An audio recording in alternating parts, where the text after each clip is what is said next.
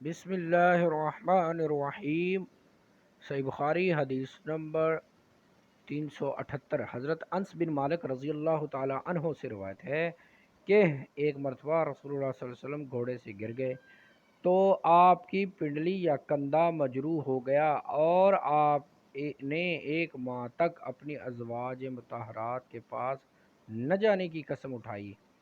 اس پر اپنے بالا خانہ میں تشریف فرما ہوئے، جس کی سیڑھی کھجور کے تنوں سے بنی ہوئی تھی۔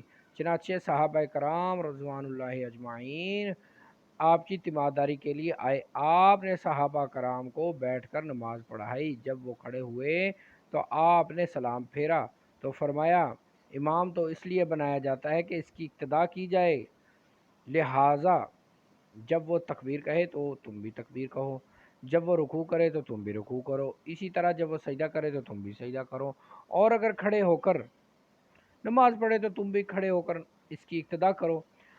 پھر آپ نے 29 دن پورے ہونے پر بالا خانہ سے نزول فرمایا۔ صحابہ کرام نے عرض کیا، اللہ کے رسول، آپ نے تو ایک ماہ الگ رہنے کی قسم کھائی تھی۔ آپ نے فرمایا، مہینہ 29 دن کا بھی ہوتا ہے۔